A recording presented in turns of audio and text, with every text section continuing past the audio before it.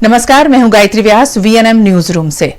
अब तक दुनिया भर में 39,37,000 से ज्यादा लोग संक्रमित हो चुके हैं कोरोना से और मरने वालों की संख्या 2,71,000 पहुंच चुकी है।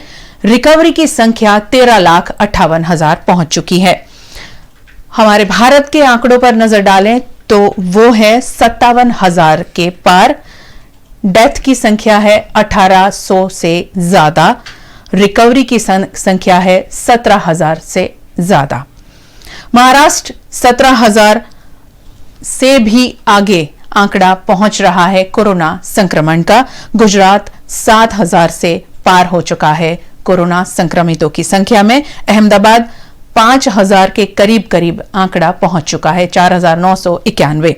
वडोदरा में आज 24 नए मामले आए।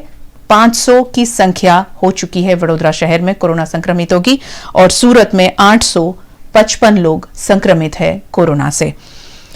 स्कूल कॉलेज में वैकेशन 20 जून तक बढ़ा दिया गया है। अब शहर की खबरें देखें उससे पहले डालेंगे नजर आज की खास खबरों पर।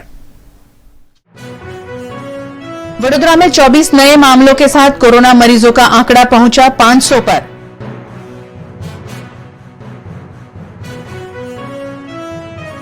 कोरोना परीक्षण के लिए वडोदरा में 3 निजी लैब को दी आईसीएमआर ने अनुमति।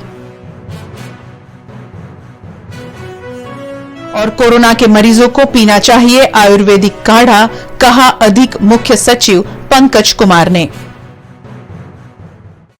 वडोदरा शहर में दिन ब दिन कोरोना संक्रमितों की संख्या बढ़ती जा रही है। आज 24 नए मामले दर्ज हुए हैं। उसे मिलाकर वडोदरा शहर में कोरोना संक्रमितों की संख्या 500 पहुंच गई है। वडोदरा में कोरोना के कहर की बढ़ती रफ्तार से प्रशासन परेशान है। प्रशासन कोरोना से लड़ने के लिए अपनी पूरी शक्ति झोंक रही है। कोविड-19 कोरोना टेस्ट शहर के अलग अलग इलाकों में किए जा रहे हैं।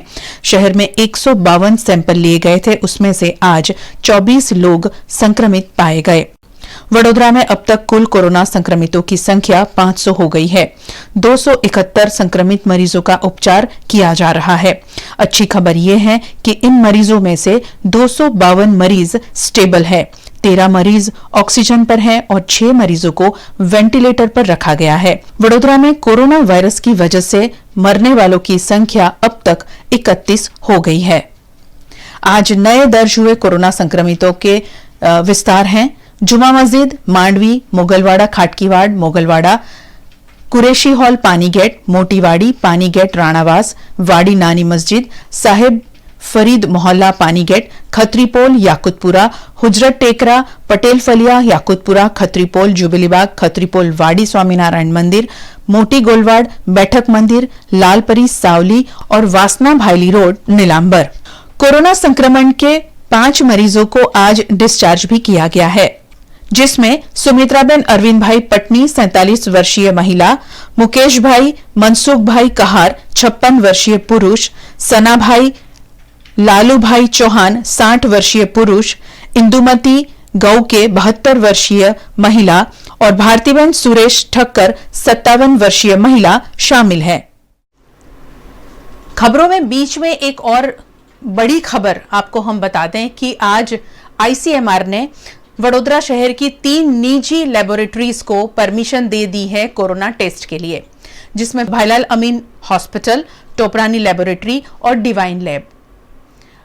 जिस रफ्तार से कोरोना संक्रमितों की संख्या बढ़ती जा रही है गुजरात में, उसमें सबसे ज्यादा तेज रफ्तार पकड़ी है, यूं कहें तो गलत नहीं होगा, अहमदाबाद में सबसे ज्यादा कोरोना संक्रमितों की संख्या हर रोज आ रही है। वडोदरा शहर में कुछ दिनों से ये रफ्तार धीमी हुई है, मगर उसके बावजूद सरकार और स्थानीय प्रशासन बहुत ज्यादा चिंतित है और इसीलिए कुछ न कुछ नए प्रयोग करने का और नई दिशा में सोचने की अब जरूरत आन पड़ी है और इसी के तहत ये वडोदरा शहर की 3 लेबोरेटरी को आज परमिशन, अनुमति आईसीएमआर ने दे दी है। जैसे मैंने बताया 3 लेबोरेटरी है, उसमें से डिवाइन लैब से हमारे साथ में डॉक्टर कौशिक पटेल जुड़ गए हैं और हमसे बात करेंगे ये निजी लेबोरेटरीज में जब कोरोना टेस्ट होंगे उसके क्या क्राइटेरिया होंगे, किस तरह ये टेस्ट होंगे, उसी के बारे में बात करने के लिए हमारे साथ जुड़े हैं डॉक्टर कौशिक पटेल। स्वागत है आपका। थैंक यू मैडम, बताइए आप जो पूछिए इसके बारे में। किस बेस पर आज आईसीएमआर ने जो परमिशन दी है वडोदरा शहर में 3 निजी लैब को, क्या क्राइटेरिया था, क्या बेस पर ये परमिशन दी गई है? मैडम शुरू से आईसीएमआर का एक क्राइटेरिया रहा था कि जो भी लैब्स मॉलिक्यूलर सेगमेंट में एनएबीएल हो उनको परमिशन दी जाएगी। तो फर्स्ट में ऑल ओवर इंडिया जो भी लैब्स एनएबीएल थी मॉलिक्यूलर में उनको परमिशन दी गई। रहते रहते जैसे जैसे जरूरत हुई और लेबोरेटरीज ने भी स्कोप को एक्सटेंड किया और मॉलिक्यूलर में एनएबीएल अपनी लैब को करवाया। तो ये होते हुए बड़ौदा में 3 लेबोरेटरीज का स्कोप एक्सटेंशन हुआ मॉलिक्यूलर में। डिवाइन लैब उनमें से एक था। तो इस तरह से हमको अप्रूवल दिया गया आईसीएमआर से। जी, जिस तरह अभी वडोदरा शहर में स्वास्थ्य विभाग मास टेस्टिंग करता है, उसी तरह क्या निजी लेबोरेटरीज में इसी तरह मास टेस्टिंग हो सकेगा? कितने टेस्ट दिन भर में किए जा सकेंगे? हाँ मैडम, मास टेस्टिंग भी हो सकता है, लेकिन इसके लिए गुजरात गवर्नमेंट के कुछ क्राइटेरियाज रहेंगे, उनके कुछ नॉर्म्स या प्रोटोकॉल हमको फॉलो करने रहेंगे जी। तो वो जो नॉर्म्स या प्रोटोकॉल्स है वो अगर हम फॉलो करें तो ये 3 निजी लेबोरेटरीज जो है जी, और इस तरह से उनका खुद का एक प्रोटोकॉल है, वो हम समझे तो हर एक लैब करीबन 80 से 100 टेस्ट एक दिन में कर सकती है। अच्छा, 80 से 100 टेस्ट एक दिन में कर सकती है निजी लेबोरेटरीज। अभी जितनी भी बातें हम लोगों को पता है, लोगों को भी पता है कि जब कोरोना टेस्ट के लिए हमें जाना है निजी अस्पताल में, तब वहां पर एडमिट होना पड़ता है। जब ये लेबोरेटरीज में टेस्ट के लिए कोई भी आएगा तो वो क्या क्राइटेरिया रहेगा, किस तरह से ये सैंपल लिए जाएंगे? हाँ जी मैडम, ये जो गवर्नमेंट के क्राइटेरिया है उसमें सबसे पहले तो एक पूरा डिटेल भरना रहता है, एक फॉर्म आता है जी। एक एडवाइस जो आईसीएमआर की है उसमें पूरी डिटेल्स रहती है, उनका ट्रैवल हिस्ट्री, उनके सिम्टम्स जी, कोई क्लोज पॉजिटिव केस है उसका क्लोज कांटेक्ट वगैरह सिम्टम्स मेंशन करने के होते हैं। और एग्जिस्टिंग उनके जो सिम्टम्स है अकॉर्डिंगली डॉक्टर उनको प्रिस्क्राइब करके देगा कि आप कोरोना का टेस्ट करवाएंगे जी, तो जी। वो जो और पेशेंट की जो डिटेल है, उनका आधार कार्ड और डिटेल्स, रेजिडेंशियल एड्रेस वगैरह, उनके बेस पे ये फॉर्म सीडीएचओ के पास जाएगा अप्रूवल के लिए। और जैसे ही वो अप्रूव हो जाएगा तो ये पेशेंट का सैंपल आइसोलेशन वार्ड जो रहते हैं हॉस्पिटल के या कहीं से वहां से, या फिर पेशेंट एम्बुलेटरी का हो तो होम कलेक्शन इसके लिए कर पाएंगे। ज्यादातर ओपीडी बेस्ड कलेक्शन कम रहेगा, वो सरकार का अभी का प्रोटोकॉल है जी जी। होम कलेक्शन हो पाएगा जैसे आपने कहा, और जैसे हमारे हेल्थ डिपार्टमेंट ने जो क्राइटेरिया बनाए हैं वो आप बता रहे हैं। मगर सबसे अहम मुद्दा अब लोगों के मन में ये सताएगा जब निजी लेबोरेटरीज आ गई है वडोदरा शहर में सामने, और वहाँ हो सकेंगे टेस्ट कोरोना के, तो मुद्दा और टेंशन की बात ये लोगों के जहन में रहेगी कि कराना तो है मगर बहुत महंगा होगा। तो इसके लिए क्या प्रावधान किए गए हैं सरकार की ओर से और क्या चार्जेस होंगे?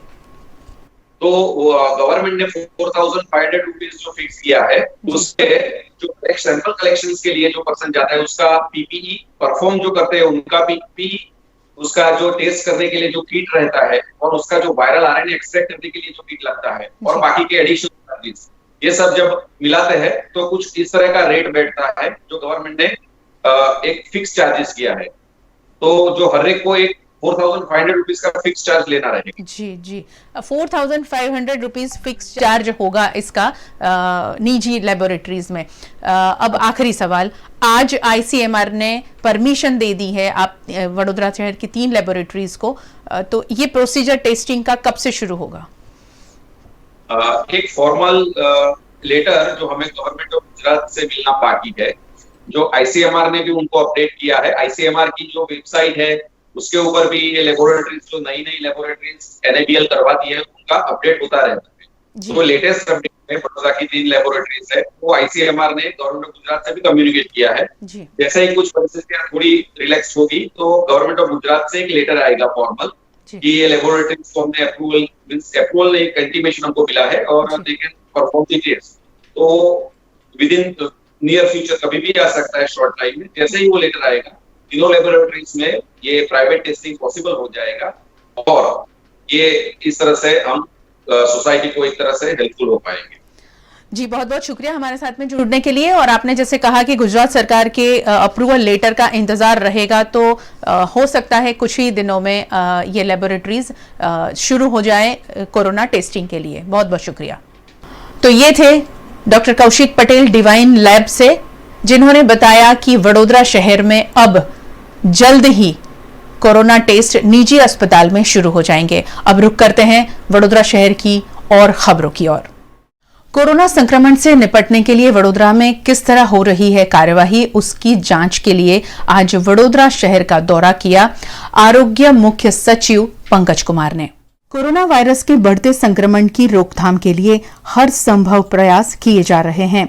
इसके चलते आज गांधीनगर के आरोग्य मुख्य सचिव पंकज कुमार ने वडोदरा के अर्बन हेल्थ सेंटर का निरीक्षण किया। वडोदरा वासियों को कोरोना महामारी से बचाने के लिए आयुर्वेदिक काढ़ा पीने की सलाह भी दी। इस मौके पर वडोदरा जिलाधीश Shalini Agarwal, police commissioner Anupam Singh Gehlot, OSD doctor Vinod Rao और म्युनिसिपल कमिश्नर नलिन उपाध्याय साथ रहे। બરોડાની મુલાકાતની આ શરૂઆત છે। આ પ્રથમ આ સેન્ટરની મુલાકાત કરી છે અને આખી લડાઈમાં જે સર્વેલન્સ છે એ બહુ મોટું ભાગ ભજવે છે અને આજે અર્બન ક્લિનિક છે, અર્બન ક્લિનિકમાં આજે અહીંયા વેજીટેબલ વેન્ડર્સ જેમને અમે સુપર સ્પ્રેડર કહીએ છીએ એ લોકોના સેમ્પલિંગની, એ લોકોના ટેસ્ટિંગની કામગીરી ચાલી રહી છે અને આખી પ્રક્રિયા મેં જોયું અને બહુ વ્યવસ્થિત રીતે કામગીરી થઈ રહી છે। એટલે શહેરના અંદરમાં બીજી જે કંઈ કામગીરી ચાલી રહી છે એને નિરીક્ષણ કરીશું, અધિકારીઓ સાથે ચર્ચા કરીશું અને પછી સમગ્ર કામગીરીનું મોનિટરિંગ કરીને જે કંઈ યોગ્ય સૂચના લાગશે એ પછી જિલ્લાના અધિકારીઓને આપીશું। આ ઉકાલોના નમૂના છે જે ગઈકાલથી અહીંયા વિતરણની કામગીરી હોટ ઝોનમાં શરૂ કરવામાં આવી છે અને એ બહુ ઉપયોગી પગલાં કહી શકાય અને જે લોકોને આ ઉકાલા આપવામાં આવશે, મારે આપ લોકોના ચેનલ થકી વિનંતી કે સૂચના પ્રમાણે એને આપ લેજો અને આપ આપની રીતે પણ આ ઉકાલા લેજો એવું બધાને હું આગ્રહ કરું છું।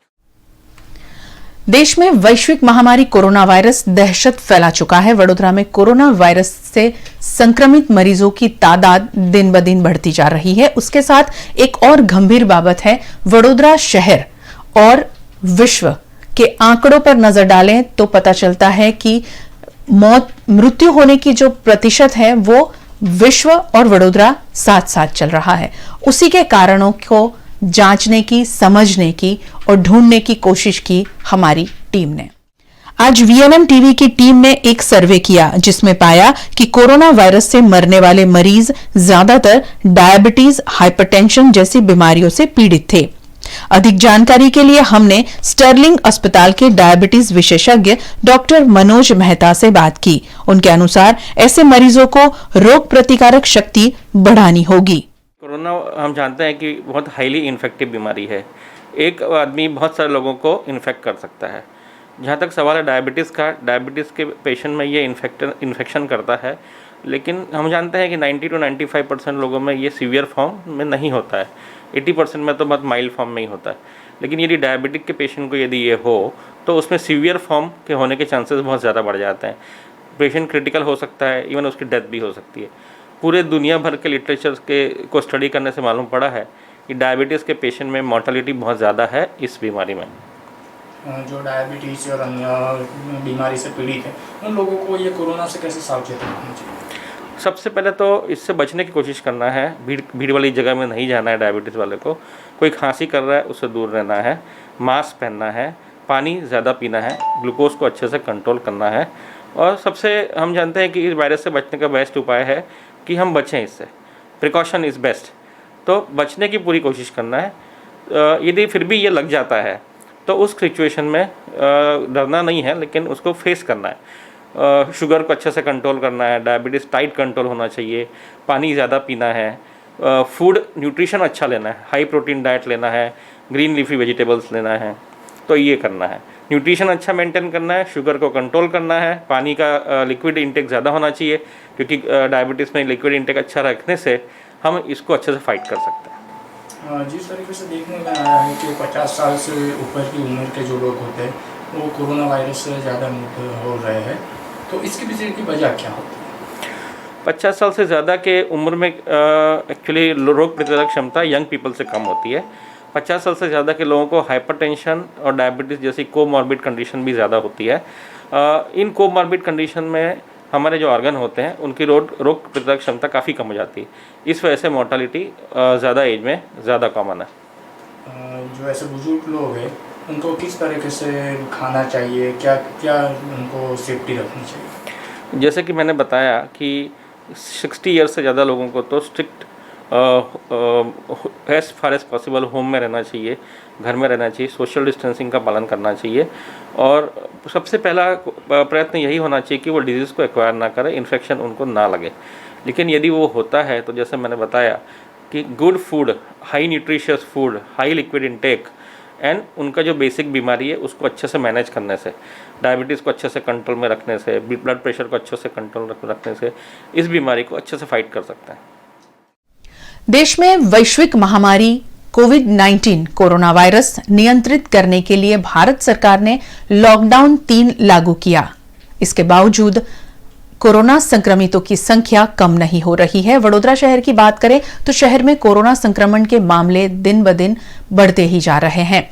ऐसे में स्थानीय स्वास्थ्य विभाग को चिंता सता रही है कोविड केयर सेंटर की नए बनाने को लेकर, और वजह यही है कि अब आने वाले दिनों में कोविड केयर सेंटर नए बनाने ही होंगे।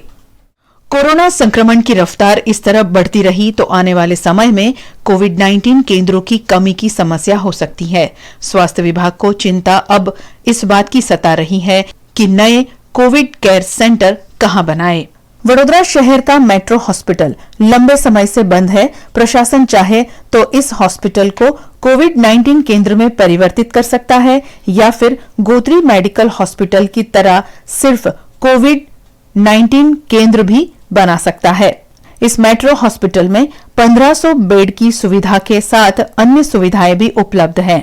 इस मेट्रो हॉस्पिटल का कोरोना संक्रमितों के इलाज के लिए इस्तेमाल वडोदरा शहर चाहे तो कर सकता है, क्योंकि आने वाले दिनों में कोरोना संक्रमितों की संख्या बढ़ने के आसार नजर आ रहे हैं।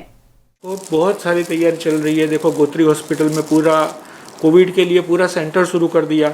जो टेस्टिंग यहाँ पर नहीं था, सबसे पहले तो पुणे जाता था यहाँ से टेस्टिंग के लिए, फिर अहमदाबाद हुआ, फिर अब तो बड़ौदा में भी हो गया और बहुत सारे प्राइवेट हॉस्पिटल्स को भी तैयार किया गया। इवन प्राइवेट हॉस्पिटल्स में जो भी एलिजिबल है उनके लिए ये आइसोलेशन वार्ड करके कोरोना के लिए स्पेशल जो चाहता है, जो ऐसे डिज़ायर करता है कि हमको प्राइवेट हॉस्पिटल में ट्रीटमेंट लेना है, उसके लिए वो भी प्रोविज़न कर दिया है।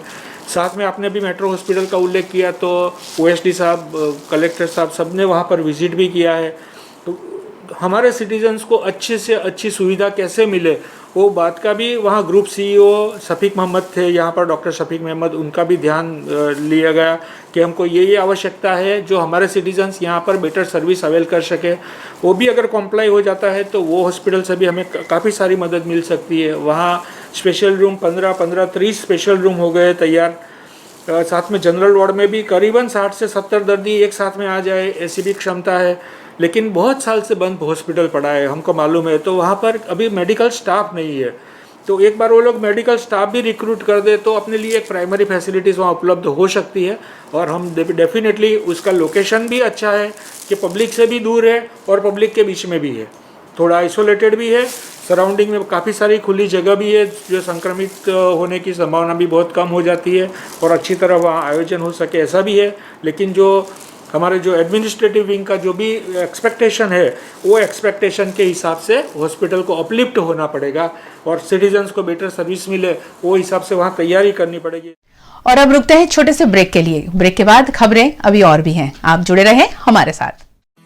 फ्यूचरलिंक कंसल्टेंट्स 18 इयर्स ऑफ एक्सपीरियंस जो देगा आपके सपनों को पंख। A one stop support service for student, immigration and spouse dependent visa to Canada. फ्यूचरलिंक देता है Australia, UK, USA and New Zealand के लिए स्टूडेंट वीजा। साथ ही यहाँ हाईली क्वालिफाइड फैकल्टी देती है IELTS एंड PTE की कोचिंग, वो भी फ्लेक्सिबल टाइमिंग में।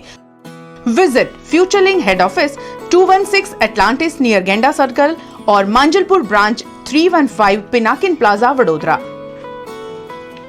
Paneri ethnic and stylist short and long kurtis, leggings, Patiala, palazzo और पैंट की ढेरों वैरायटीज के साथ पानेरी में है इनरवेयर का भी कलेक्शन। अमांटे, ट्रायम, लेनिसा, जॉकी, लिबर्टी वर्ल्ड जैसी इंटरनेशनल ब्रांड के साथ स्वीट ड्रीम, सोनाली, ट्राइलो, एनामोर, लावण्य और जूलियट ब्रांड भी। और हाँ, पानेरी में अब अवेलेबल है मेंस अंडरगारमेंट्स, मेंस नाइटवेयर और मेंस स्पोर्ट्स वेयर भी। पानेरी 10 राजनगर सोसाइटी नियर कलश circle, Akota stadium road, Vadodara. Corona virus का डर अब सर चढ़कर बोल रहा है। इस बीमारी से बचने के लिए लोग नए नए तरीके आजमा रहे हैं, जिसमें गौमूत्र के सेवन को भी लोगों ने शामिल कर लिया है। वडोदरा के गौपालक भगवान भरवाड़ ने दावा किया है कि गौमूत्र पीने से कोरोना वायरस से बचा जा सकता है। आज कलेक्टर शालिनी अग्रवाल से उन्होंने मिलकर अपनी बात कही। भगवान भरवाड़ का मानना है कि गौमूत्र का सैंपल लेकर कोई भी लैब में टेस्ट करवा लो, ये 100% काम की चीज है। इससे बहुत ज्यादा फायदा होगा। गौमूत्र का उपयोग सैनिटाइजेशन के लिए भी किया जा सकता है। आखा वर्ल्डे वेक्सिन गोडवानी कोशिश करी, बिलाड़ी पर, કૂતરા પર, વાંદરા પર, હરેક પશુ પક્ષીઓ પર રિસર્ચ કરે, પણ કોઈ વેક્સિન કે કોઈ દવા બની નથી। પણ આજે અમારું કહેવું એવું છે કે ગૌ માતા, જેને 33 કરોડ દેવી દેવતાની માં કહેવાય, હું પોતે આજે ભરવાડ છું, અમે ગોપાલકો છીએ, તો આ ગૌમૂત્ર લઈને હું આવ્યો છું કલેક્ટરશ્રીને સુપ્રત કરવા કે એકવાર તમે આની પરમિશન આપો વડોદરા હેલ્થ કેરને, તમે કોઈપણ લેબમાં ચકાસણી કરાવો। જો આ તમને લાગે કે આનો આપણે ઉપયોગ કરવો છે, લાગુ ના જો ઉપયોગ કરો દાનો, કેમ કે આમાં 80% એસિડ આવે છે। તમે એક પણ ઢાંકણું પીવો ને તો તમારા હરેક મગજના તાર હલી જાય। આમાં એટલી તાકાત છે ગૌ માતાના મૂત્રમાં। કલેક્ટરશ્રી આદેશ આપે અમને કે ભાઈ આની જરૂર છે, તો અમે આખા ગુજરાતના ગોપાલક માલધારી સમાજ ભેગા થઈ એક જવાબદારી લઈશું। જેટલું ગૌમૂત્ર જોઈશે એટલું અમે પૂરું પાડીશું। કોરોનાને કશું જ નથી માનતો હું, આ નસે નસ ફેફસામાં જઈને એને મારશે કોરોનાને। આમાં એટલું આમાં તાકાત છે ગૌમૂત્રને। કેન્સરના અને લખવાના રોગો પણ મટ્યા છે, પણ સાયન્સ એને એટલા માટે બહાર પડવા નથી દેતું કે એમની દુકાનો બંધ થઈ જાય, કેમ કે આ ઘરે ઘરે ઉપલબ્ધ છે ગૌ માતાનું મૂત્ર, એટલે એમની છે ને દુકાનો બંધ થઈ જાય સાયન્સની, એટલા માટે આને બહાર પડવા દેતા નથી। कोरोना जैसी वैश्विक महामारी के बीच भी वडोदरा पुलिस अपनी उम्दा भूमिका में है, लेकिन आज हम एक ऐसे पुलिस दल से आपको अवगत कराने वाले हैं जिसकी जानकारी बहुत कम लोगों को है। इस पुलिस दस्ते का नाम है क्विक रिस्पांस टीम, यानी कि QRT, जो शहर में तैनात है। कोरोना जैसी वैश्विक महामारी के बीच भी वडोदरा शहर पुलिस अपनी उम्दा भूमिका निभा रही है, लेकिन आज पुलिस के एक ऐसे दल से आपको अवगत कराने वाले हैं जिसकी जानकारी कम लोगों को है। इस पुलिस दस्ते का नाम है क्विक रिस्पांस टीम, यानी कि QRT।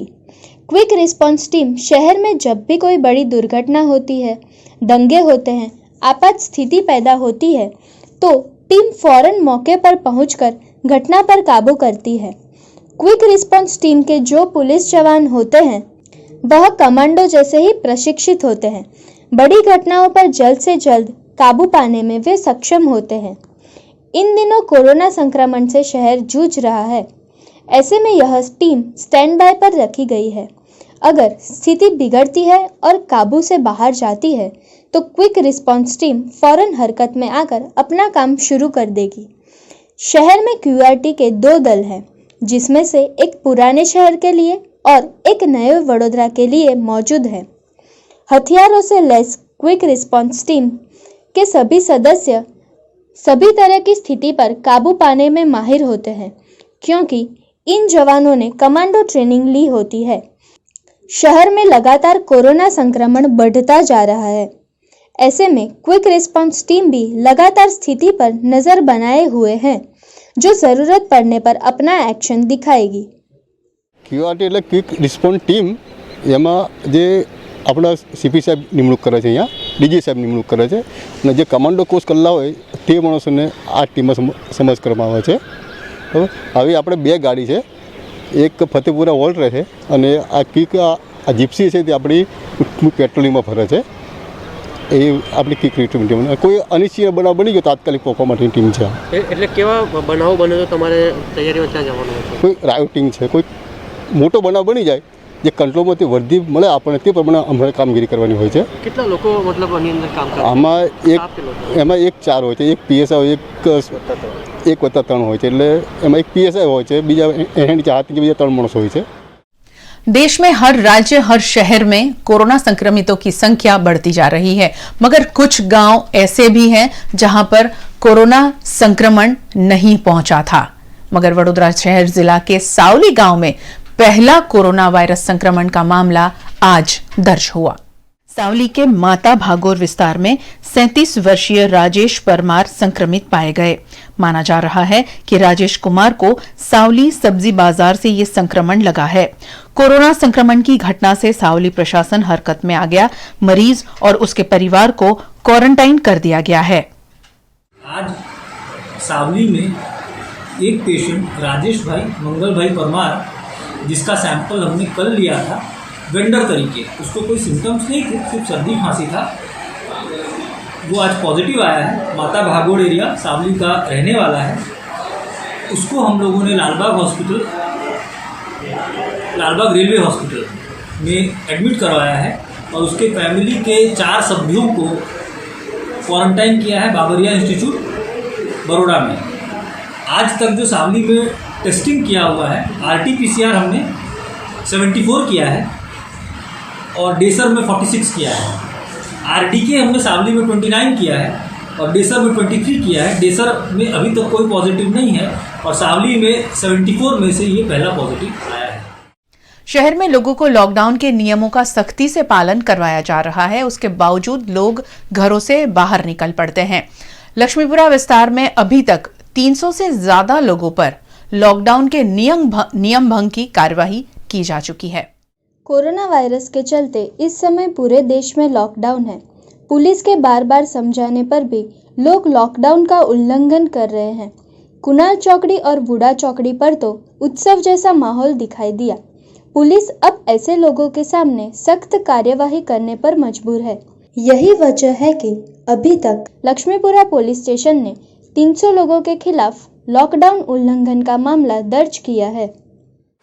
હાલમાં રોડ બેરિયર્સની કમી હતી, જેના કારણે અમે લોકોએ વાંસના જે છે એ વાંસવાળાને બોલાવી અને બહુ જ મજબૂત બેરિકેટિંગ કરાવ્યું, કારણ કે વાહન ચેકિંગ કરવું ખૂબ જ જરૂરી છે અને બિનજરૂરી જે વાહન લઈને નીકળતા હોય એમનું સઘન ચેકિંગ કરી અને એમના વિરુદ્ધ એક્શન લેવા ખૂબ જ જરૂરી હોય, જેના કારણે અમે ખૂબ મજબૂત બેરિકેટિંગ કરેલું છે.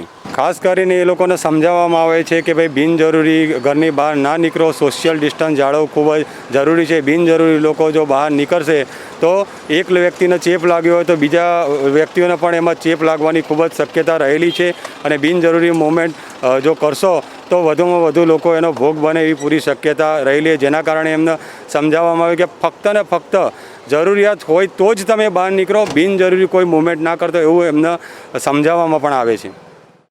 छोटा उदेपुर के कोठारा गांव में रात को अचानक एक घर में आग लगी और इस आग में एक व्यक्ति के जलकर मृत्यु की खबर है.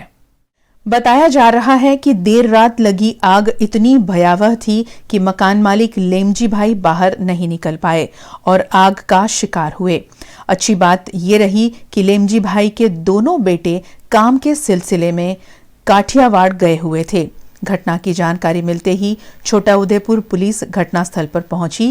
आग लगने के कारणों की जांच जारी है. इस थकाऊ लॉकडाउन के दौरान कोरोना के बारे में जागरूकता की कमी को देखते हुए MS यूनिवर्सिटी के 3 छात्रों ने कोरोना पर प्लेनेट गेडिन नामक एक अनोखा गेम बनाया है. ये गेम खेलकर गेम में ही सही हम कोरोना को हरा पाएंगे और अंदर ही अंदर खुशी भी महसूस होगी, जिससे हमारी रोग प्रतिकारक शक्ति बढ़ेगी. MS यूनिवर्सिटी की गोल्ड मेडलिस्ट वृषाली पटेल, बंसी शाह और पार्थ पटेल ने मिलकर बनाया कोरोना पर प्लेनेट गेडिन नामक एक अनोखा गेम. अब खिलाड़ी खेल खेल के अंदर ही कोरोना को हराकर खुश होंगे और ये गेम गूगल प्ले स्टोर पर उपलब्ध हैं। खास बात यह है कि ये गेम बनाना इन छात्रों की पढ़ाई का हिस्सा नहीं था। इन तीनों छात्रों ने ऑनलाइन वीडियो एंड वेबसाइट देखकर ये गेम बनाना सीखा था। लॉकडाउन पीरियड बहुत ही बोरिंग है सबके लिए, पर मैं और मेरे फ्रेंड्स साथ में मिलके एक गेम डेवलप की है नई सोच वाली। जैसे कि गूगल प्ले स्टोर पर कोई भी ऐसी कोई गेम नहीं है कि कोरोना के लिए, पर हम वो पहले है जिसने कोरोना के लिए गेम डेवलप की है और यूज़र्स ने बहुत ही अच्छा रिस्पांस दिया है। इसमें मेनली चीज़ ये है कि एक सिरिंज है, उसमें से ग्रीन कलर का वैक्सीन निकल रहा है जिससे आपको कोरोना को मारना है। आपको हेल्प करने के लिए सैनिटाइज़र्स है, मास्क है।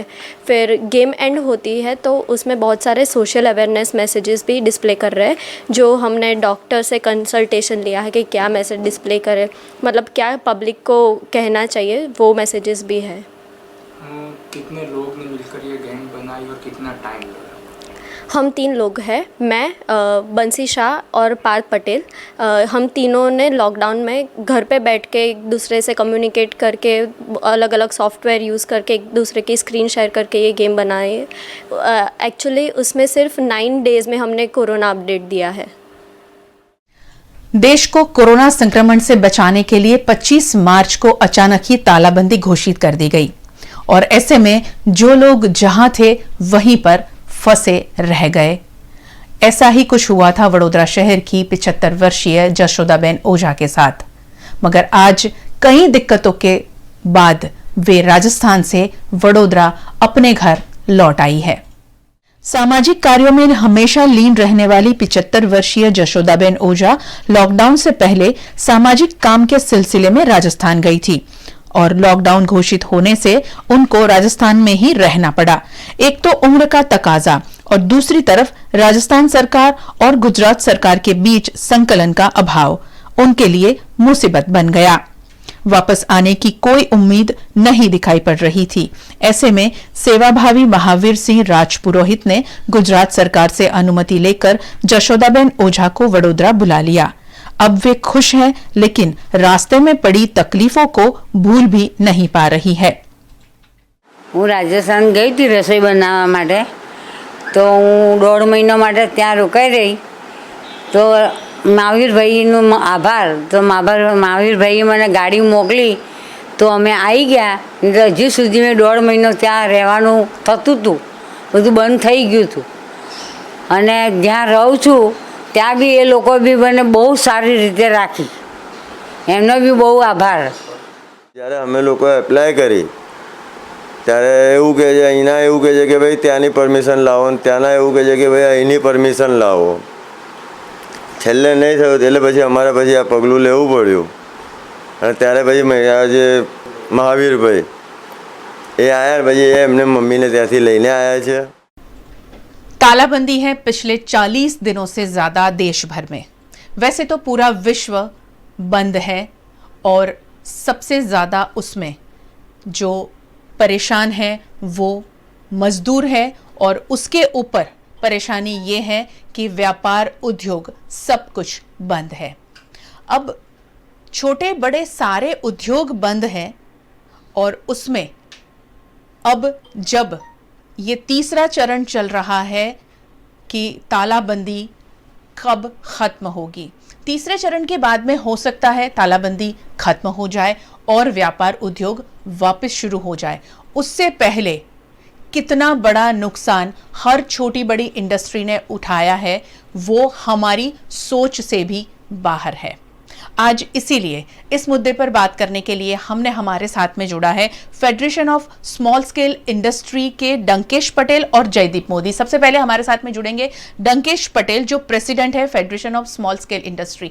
एमएसएमई की बात करें तो छोटी इंडस्ट्री में सबसे ज्यादा लोग काम करते होते हैं और सबसे ज्यादा उनका योगदान भी होता है हर राज्य हर सरकार में।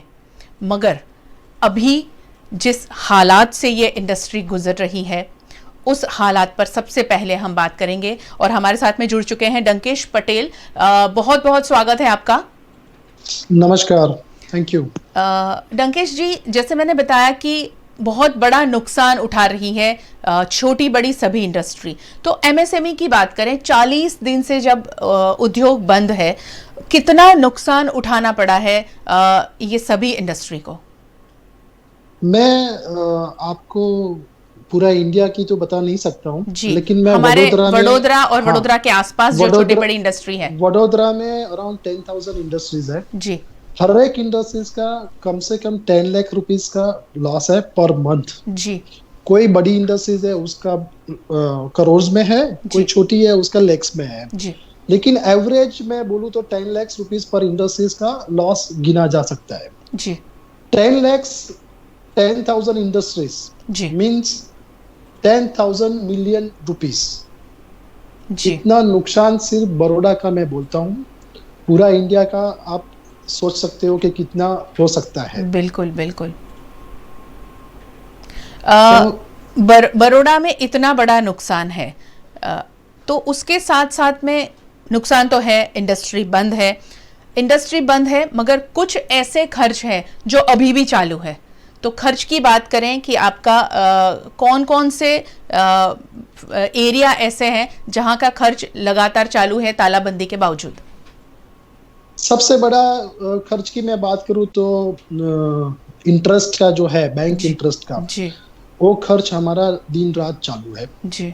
दूसरा मैं बात करूं तो हम छोटी इंडस्ट्रीज काफी कुछ कंसल्टिंग बेसिस पे हम काम करते हैं। हमारा कंसल्टेंसी वाला जो लोग होता है उनका खर्च चालू है जी। पगार की मैं बात नहीं करता हूँ क्योंकि पगार तो देने की कैपेसिटी नहीं ही है। मैं उस मुद्दे पर बाद में आऊंगी, तनख्वाह की बात भी जरूर करूंगी, तो मैं इसमें कंसीडर मैं उसको नहीं करता हूँ। उसको मैं दूसरा आपका इश्यू होगा उसमें आपको कंसीडर बात बताऊंगा आपको। दूसरा जो खर्च है मेंटेनेंस का, हमारी जो मशीनरी ये 40-45 दिन से बंद पड़ी है, उसको रिवर्स उसका मेंटेनेंस करके उसको चालू करना है जी जी। मिनिमम लाइट बिल का खर्च हमारे पर चालू है जी जी। हमारा ओवरऑल दूसरा मैं बात करूं, सबसे बड़ा जो खर्च है वो रिटेंशन ऑफ आवर वेंडर्स जी। जो वेंडर्स का हमने पीडीसी चेक देके रखा है। फॉर एग्जांपल कई इंडस्ट्रीज ऐसा है कि कॉपर का बाय करती है, तो कॉपर का हाई वैल्यू वाला प्रोडक्ट रहता है तो उसमें पीडीसी चेक पे चलता है, तो जो चेक नहीं क्लियर पा कर रहे हैं तो उसका इंटरेस्ट हमको देना पड़ता है। तो ऐसा खर्च हमारे पास सब चालू है। अगर हम इसमें पूछे कि पीएफ और ईएसआई का जो खर्च है वो भी कई इंडस्ट्री का चालू होगा जिनके वहां ईएसआई और पीएफ के लिए वो एलिजिबल होगी, तो उसके बारे में कुछ बताएं। पीएफ ईएसआईसी मैं बोलूँ तो 12% के आसपास पीएफ का खर्च है, जो भी हम सैलरी एंड वेजेस जो हम पे करते हैं उसमें जी जी। और अराउंड 4%, 4.5% जितना ईएसआई का खर्च है जी। वो जब भी जितना भी हम सैलरी करते हैं उतना खर्च हमारे पे चालू है। अब मुद्दा तनख्वाह का आता है, क्योंकि सभी लोगों को ऐसा है कि जब प्रधानमंत्री मोदी जी ने कह दिया है कि किसी को नौकरी से न निकाला जाए, तालाबंदी में भी सभी की तनख्वाह रेगुलर की जाए, तो ऐसे में ये छोटी इंडस्ट्री जो काम बहुत बड़े बड़े करती है मगर उसके बावजूद भी उसे एमएसएमई ही कहा जाता है, तो कैसे ये सब मैनेज हो रहा है? तनख्वाह हुई है और नहीं हुई है तो कैसे करेंगे? इसमें मेरा ऐसा बोलना है कि मोदी जी ने एक अनुरोध किया है इंडस्ट्रीज को जी। मोदी जी ने रिक्वेस्ट में बोला है कि आप ऐसा ट्राई करना कि अपने छोटे जो एम्प्लॉइज है जिसको हर रोज कमाना है, हर रोज खाना है, वैसे लोग को पैसा मिले और उनका रोजी रोटी चले, ऐसा कुछ करना जी जी। मतलब उनको छुट्टा भी नहीं करना है, उसको खाना का पैसा का भी इंतजाम करना है इंडस्ट्रीज को जी। उसमें हम पूरा सहमत है कि हम उनका टेक केयर करें, मंथली बेसिस पे उनको खाने पीने का पैसा मिल जाए, ऐसा टेक केयर करें जी। तो सरकार का अनुरोध जो है उसमें हम भी बिलीव करते हैं, लेकिन अभी हमारा जो इंडस्ट्रीज है मेजोरिटी, हमारा फेडरेशन की मैं बात करूं तो अराउंड 700 प्लस मेंबर्स है। मेजोरिटी के साथ मैंने इंटरेक्शन किया तो मेजोरिटी के पास फंड नहीं है, पैसा नहीं है और पैसा देना है वो सबसे बड़ा क्वेश्चन मार्क है कि आज कोई इंडस्ट्रीज को बोला जाता है कि आप पैसा दे दो, आप पैसा नहीं देंगे तो आपके पे केस हो जाएगा, ऐसा भी बात मैंने सुना है। सरकार का रिक्वेस्ट में केस तो नहीं बनता है, लेकिन उनको भी विलिंगली पे करना है, लेकिन पैसा ही नहीं है तो वो कहाँ से लाएगा। अभी समझो कोई इंडस्ट्रीज है, आजू बाजू में दोस्त से या कोई वेंडर से या कस्टमर से उधार पैसा लेके उनको पेमेंट करना चाहती है, तो उसके ऊपर पीएफ का 12% लगेगा, ESI का भी लगेगा, तो ऊपर से स्मॉल इंडस्ट्रीज पे बर्डन बढ़ता जा रहा है। हम भी ऐसा चाहते हैं कि हमारा एम्प्लॉय का घर में खाना पीना बना रहे, उनका लाइफ, उनका जो रिक्वायरमेंट है वो चलता रहे, ऐसा हम भी सोचते हैं। लेकिन हमारे पास, हमारे जो मेंबर्स हैं उनके पास पैसा नहीं है, तो उसके लिए हम लोगों ने एक बीच वाला रास्ता सभी इंडस्ट्रीज ने निकाला है कि अभी हम किधर से भी पैसा लाके उनको एडवांस पैसा देते हैं जिसके ऊपर पीएफ ESIC नहीं लगे, और वो एडवांस पैसा हम इन फ्यूचर वर्क कंपेंसेशन, मतलब वो ज्यादा काम करके अगेन हमारा जो प्रोडक्शन लॉस हुआ उसको कवर करके उसमें सेटल हो जाए, मतलब उसको भी इजी रहेगा, इंडस्ट्रीज को भी इजी रहेगा, ऐसा हमने बीच वाला रास्ता निकाला है। लेकिन हमारा सरकार से कहना है कि ऐसा कुछ ऑफिशियली आप अनाउंस करो तो सबकी समझ में इजीली आ जाए। हम फेडरेशन लेवल पे बोले वो ठीक, सब एलिजिबल नहीं मानते लोग कि फेडरेशन तो बोलती है इंडस्ट्रीज का बेनिफिट में, लेकिन सरकार की तरफ से कोई बोले, और सभी का अभी महामारी बोलते हैं सरकार, ये पोजीशन को महामारी बोलते हैं। तो अपना कल्चर है इंडिया का कि सबको सबका टेक केयर करना है, छोटा आदमी का भी करना है, हमारा भी करना है और सरकार का भी करना है। तो ऐसा कुछ बीच वाला रास्ता निकाले है और ऐसा अनाउंसमेंट करे कि जो इंडस्ट्रीज एडवांस पैसा देती है अगेंस्ट वर्क, अभी हम उनको कोई वर्क हुआ नहीं है, इंडस्ट्रीज के पास पैसा आता नहीं है। मैं मेरी इंडस्ट्रीज की बात करूं तो आफ्टर 21 मार्च मेरी अकाउंट में एक भी कैश यानी मतलब कोई भी चेक जमा नहीं हुआ है। जी। अभी मेरे पास जो पैसा होगा उसमें मैं कितना महीना चला सकता। मगर डंकेश जी, यहाँ एक बात ये उठती है, आपने जैसे कहा कि हम कहीं से पैसे लाके देंगे, अभी पैसा देगा कौन, वो भी एक बड़ा सवाल है सभी इंडस्ट्री के सामने।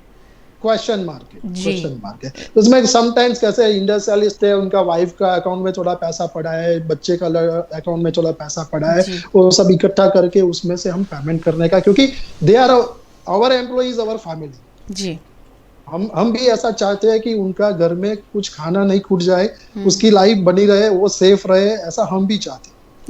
यानी इंडस्ट्री लगातार सोच रही है अपने जो भी अधिकारी है, जो कर्मी है, उनको सहाय में खड़ी रहे। अगर लॉकडाउन बढ़ा तो ऐसे हालात में और पैसे की जरूरत पड़ेगी और ज्यादा तकलीफें बढ़ेगी, तो कैसे मैनेज होगा?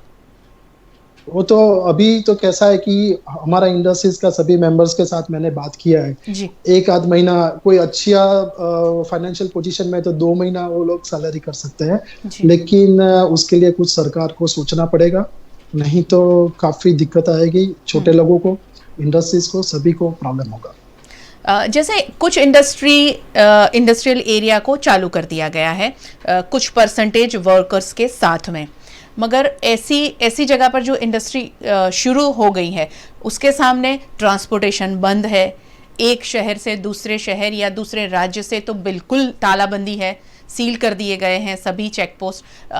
ऐसे में ये जो इंडस्ट्री शुरू हुई है विद द परमिशन, वो कैसे काम कर रही है? क्या वो पूरी तरह से चल पा रही है इंडस्ट्री? उसके बारे में बताएं।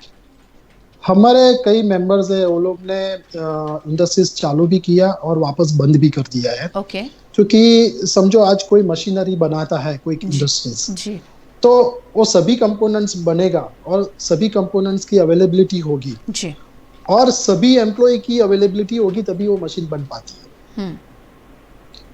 तो पूरा इंफ्रास्ट्रक्चर में सब फैसिलिटी नहीं होगा तब तक वो प्रोडक्शन चालू करने का कोई मीनिंग नहीं रहता है। जी बिल्कुल।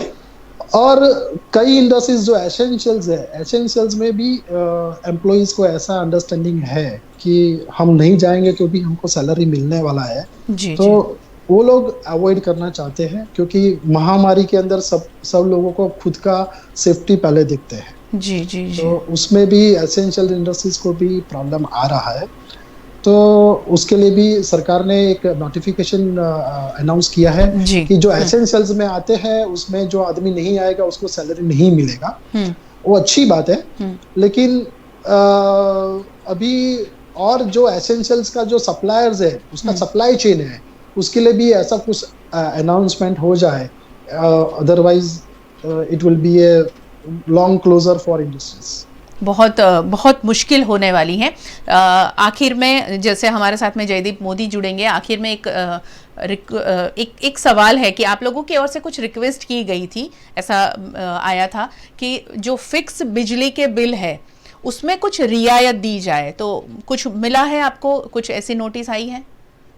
सरकार ने कुछ जो मिनिमम चार्जेस है उसको एबोलिश करने का बोला है जी, लेकिन मिनिमम चार्जेस के सिवा बाकी बहुत सारा उसमें वैट भी लगता है जी, जी. काफी कुछ लगता है जी. तो वो सब में भी उनको रियायत देनी चाहिए। और मैं एक दूसरा भी आपको बताना चाहता हूँ आपका माध्यम से जी, कि अभी प्रोफेशनल टैक्स जैसा एक छोटा टैक्स रहता है जो हर एक व्यापारी को भी लगता है, हर एक इंडस्ट्रीज को भी लगता है जी जी जी। उसके लिए कोई क्लैरिफिकेशन सरकार की तरफ से कोई है नहीं। और अभी भी एम्प्लॉय का अकाउंट में से हमको कट करना होता है और उनको भरना होता है। अमाउंट छोटी होती है लेकिन उसका क्लैरिफिकेशन होना बहुत जरूरी है। दूसरी एक बात मैं आपका माध्यम से बोलना चाहूंगा कि बैंक जो पैसा हमको जो हमारा जो इंटरेस्ट है, आज समझो हमारा एक इंडस्ट्रीज का EMI चलता है तो 3 महीने के लिए हमको एक्सटेंड किया है जी। मतलब वो जो इंटरेस्ट है वो हमारा कैपिटल में ऐड हो जाएगा और उस पे भी हमको इंटरेस्ट पे करना है जी। तो उसके लिए सरकार को कुछ सोचना चाहिए कि उसमें सब्सिडी वगैरह मैन्युफैक्चरिंग इंडस्ट्रीज को देना चाहिए, जिससे हमारा इन फ्यूचर आफ्टर लॉकडाउन अब जब भी काम करेंगे हमको रीपेमेंट करना है तब हम इजीली उनको रीपेमेंट कर सके।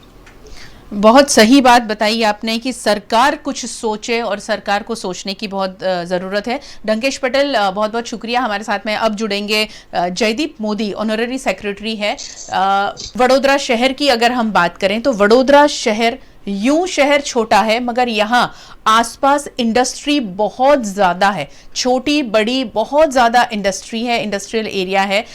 इसीलिए वडोदरा शहर को औद्योगिक नगरी भी कहा जाता है, क्योंकि वडोदरा शहर में अगर गोरवा GIDC की बात करें, मकरपुरा GIDC की बात करें, पादरा, सावली, सब कुछ नज़दीक नज़दीक है। वडोदरा शहर में ही बहुत सारे इंडस्ट्रियल एरिया हैं, वहाँ इतने सारे इंडस्ट्री चलती है और ये सभी इंडस्ट्री आज जब बंद है तो वडोदरा शहर की आर्थिक स्थिति को भी बहुत बड़ा झटका लगा है। और यही बहुत बड़ा झटका क्या है और कितनी बड़ी गंभीर परिस्थिति से ये सारी इंडस्ट्री अभी गुजर रही है, इसीलिए आज हमने डंकेश पटेल और जयदीप मोदी को हमारे साथ में जोड़ा। जयदीप मोदी हमारे साथ जुड़ गए हैं, federation of small scale industry के ऑनररी सेक्रेटरी है। बहुत बहुत स्वागत है आपका। Welcome, thank you ma'am. Jaydeep ji, बात शुरू करेंगे वहां से। जैसे इंडस्ट्री में ज़्यादातर जो मजदूर है वो बाहर से आते हैं, वडोदरा शहर के तो होते ही हैं मगर बाहर से भी बहुत सारे ऐसे कर्मी होते हैं जो वडोदरा शहर अपनी कर्म भूमि बना चुके हैं। सरकार ने, केंद्र सरकार और राज्य सरकार ने एक फैसला लिया, इन सभी प्रवासी मजदूरों को वापस भेज दिया और अब जब इंडस्ट्री शुरू होगी तो उसका क्या असर होगा, वहां से शुरू करते हैं आपसे बात। क्या कहेंगे? मैं मैडम पहले तो ये बताना चाहूंगा कि ये जो लॉकडाउन शुरू किया है, लॉकडाउन हुआ है कोविड-19 की वजह से, उसमें पर्टिकुलरली MSME को 2 तरीके का नुकसान है जी। एक नुकसान लॉकडाउन के दरमियान और दूसरा नुकसान रहेगा लॉकडाउन ओपन होने के बाद का नुकसान। तो पहले हम ये बात करते हैं, ये डिस्कशन करते हैं कि लॉकडाउन के दरमियान जो इंडस्ट्रीज को नुकसान हो रहा है उसमें जैसे धनकेश भाई ने बताया कि बैंक का जो स्टॉक पड़ा है, ऑर्डर कैंसिल होने का, इंटरेस्ट देने का वगैरह वगैरह। अभी लॉकडाउन ओपन होने के बाद जो आपने बताया कि जैसे यहाँ से माइग्रेट होके वर्कर्स चले गए वो वर्कर्स को वापस लाना, वो वर्कर्स को वापस लाके कंपनी पे लाने का और कंपनी पे चालू करने का, उसके लिए एडवांस भेजने का, ये करने का वो करने का, ये एक बहुत बड़ा बोझा है। सरकार को ये बात समझनी चाहिए कि जैसे फार्मिंग अपना India is in based on the farmer, तो फार्मिंग का जो 40% श्रेय है कंट्री को ग्रोथ के लिए, उसी हिसाब से 31% ग्रोथ एमएसएमई की वजह से है। कंट्री का व्हील जैसे बोलते हैं, कंट्री का जो व्हील है वो 31% produce by the MSME sectors. आज कोई भी बड़ी कंपनी होगी, एमएसएमई होगी या कोई भी बड़ी कंपनी होगी, उसके नीचे 100 कंपनी छोटी छोटी होगी जैसे एमएसएमई है, तभी वो बड़ी कंपनी कुछ काम कर पाएगी। जैसे गवर्नमेंट के भी सेक्टर है, भेल है, बाबा ऑटोमेक है, या कोई भी है, कोई भी बड़ा सेक्टर है, तो उसके पीछे भी उनके एमएसएमई का पूरा श्रेय लगता है। जी बिल्कुल, मैंने यही जिक्र किया जब डंकेश जी से बात कर रही थी। मैंने कहा कि भले ये छोटी इंडस्ट्री है मगर योगदान बहुत बड़ा होता है। वही तो उनका 31%, आज 31% कोई कंपनी का व्हील रन करने के लिए जिसका योगदान है, उसके लिए तो गवर्नमेंट को कुछ ना कुछ सोचना ही चाहिए। अगर गवर्नमेंट नहीं सोचेगी तो ये एमएसएमई, हमारे पास जो इंफॉर्मेशन आई है, क्योंकि जैसे वर्कर चले गए, वर्कर को वापस लाना, उसको चालू करवाना, वो लॉकडाउन के बाद का ये सिचुएशन है। अभी लॉकडाउन में ही जब कोई इंडस्ट्रीज को परमिशन लेने के लिए डीआईसी ऑफिस, कलेक्टर मैडम से या कहीं से भी खड़े रह के 2-2 घंटा 5-5 घंटा हर रोज का निपाना और बाद में ऑनलाइन करना, ऑनलाइन में वेट करते रहने का कि भाई ये हुआ कि नहीं हुआ, वो भी थोड़ी एक दिक्कत है। जब तक ये एमएसएमई नहीं चलेगी, कंपनी का व्हील नहीं चालू होगा, इंडिया का व्हील नहीं चालू होगा। कुछ भी करो आप। अमेरिका में जब कंपनियां बंद हो गई, जैसे ट्रम्प जी ने बोला कि भाई कंपनियां बंद कर दो, तो सब लोग रोड पे उतर आए कि भाई आप कंपनियां बंद कर दोगे तो हम खाएंगे कैसे। जी मगर उसका बहुत बड़ा नुकसान भी उठाना पड़ा अमेरिका को। जी, तो वो मैडम नुकसान तो देखो, ये कोविड है, हम सब जानते हैं। जैसे इंडिया में जो भी अपने आदमी लोग जो है, अपने जो जनरेशन है, उसमें ह्यूमिड पावर थोड़ा बाहर के लोगों से ज्यादा है, वो हम सब जानते हैं। अपने पास असर भी है, ठीक है, लेकिन जो उन्होंने गाइडलाइंस दिए, वो गाइडलाइन के हिसाब से अगर एमएसएमई का व्हील रन नहीं होगा तो ये भागे हुए हैं, वो वापस नहीं आएंगे। वापस आने में सालों नहीं। आप जानते हो, यानी एमएसएमई का एक बात से आप सहमत होंगे जयदीप जी, जैसे जनरली जिससे भी बात होती है, हम पत्रकार है तो बहुत सारे लोगों से बात होती है, मुलाकात होती है, तो लगभग सभी का ऐसा कहना है कि ये सभी प्रवासी मजदूरों को पहले भेज देना चाहिए था, ताकि अभी जब लॉकडाउन ओपन होने का वक्त आया है तब उनको वापस बुलाया जा सकता था। सहमत है आप? 101% जो ये गवर्नमेंट ने ये जो पॉलिसी अभी की, उससे पहले उनको लॉकडाउन के शुरुआत में ही करनी चाहिए थी। तो ये जो शहर है उसमें से थोड़ा बहुत आदमी उधर चला गया होता तो जो ये स्प्रेडिंग की जो माध्यम है वो थोड़ा कम हो जाता था। और अभी क्या इंडस्ट्रीज चालू करने में और 4 महीना 6 महीना लग जाएगा। यानी आपके लिए तो लॉकडाउन 6 महीना हो गया, ऐसा हो जाएगा 101% मैडम, क्योंकि जब तक वर्कर्स नहीं आएंगे, जैसे धनकेश ने प्रेसिडेंट ने बताया कि भाई जो आदमी का जो सर्कुलर है, क्योंकि एक के बाद एक असेंबली का काम है या कुछ भी काम है, केमिकल फैक्ट्री है, प्रोडक्शन फैक्ट्री है, उसमें एक के बाद एक का मशीन का चालू रहता है, तो वो जब तक वर्कर पूरे नहीं आएंगे तब तक कोई इंडस्ट्रीज को कुछ काम का ही नहीं है। अभी आपने चेन है, अगर ये चेन टूटी हुई है तो फिर उसको जोड़ना और फिर उसको ये चक्कर को वापस शुरू करना बड़ी मुश्किल की बात है। साइकिल में लाना it is a very difficult problem. And ये आप समझ लो मैडम कि जिस तरह से ये 3 महीना गया है, हम जैसे एमएसएमई के हमारे पास हर रोज किसी का ना किसी का फोन आता है, हम 101% जानते हैं कि ये पूरा साल उनका जाएगा। ये 1 साल नहीं, ये आदमी का 2 साल 5 साल तक का नुकसान होगा। अगर एमएसएमई के लिए अगर गवर्नमेंट ने कोई ठोस कदम नहीं उठाए तो हमको तो ऐसी बातें हुई है कि हम मास में कंपनी लॉकआउट, कंपनी बंद करने की नोटिस गवर्नमेंट को इसी मुद्दे पर मैं आ रही थी कि जैसे सभी मैंने कहा पहले भी कि लोगों से हमारी बात होती है, तो ऐसे आपके जैसे बड़े कुछ इंडस्ट्रियलिस्ट से भी बात हुई, तो उनका ऐसा कहना है कि जब हम इतने सालों से इंडस्ट्री चला रहे हैं, इतना बड़ा टैक्स दे रहे हैं सरकार को, सरकार इसी टैक्स से अपने हिंदुस्तान को या राज्य को चला रही है, तो अब जब वक्त आया है कि ऐसी छोटी इंडस्ट्री के लिए सरकार कुछ सहायता घोषित करे, उसके बारे में क्या बताएंगे?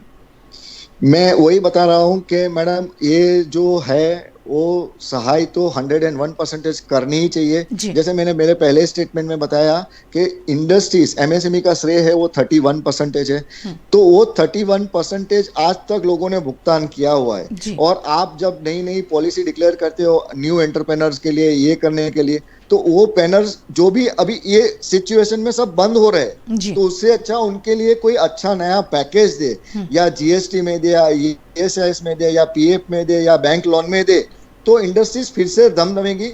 और इंडिया के लिए आज के दिन में जैसे चाइना का हमने बहुत सुना है, न्यूज में आया है, हर जगह में आया है कि all over world is now not ready to go with the China. They wanted to divert their business to India. तो हमारे छोटे उद्योगों को ज्यादा प्राधान्य देना पड़ेगा।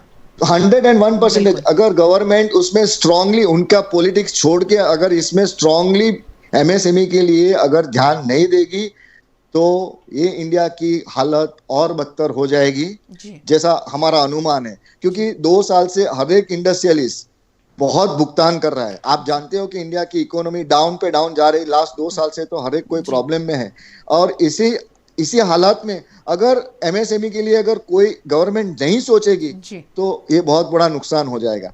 दूसरी बात, मोदी जी ने, जैसे प्रेसिडेंट ने बताया कि मोदी जी ने बता दिया कि भाई आप वर्कर को सस्टेन करो, वर्कर को रखो, उनकी जो, लेकिन एक ये गिव एंड टेक जैसा माध्यम होना चाहिए।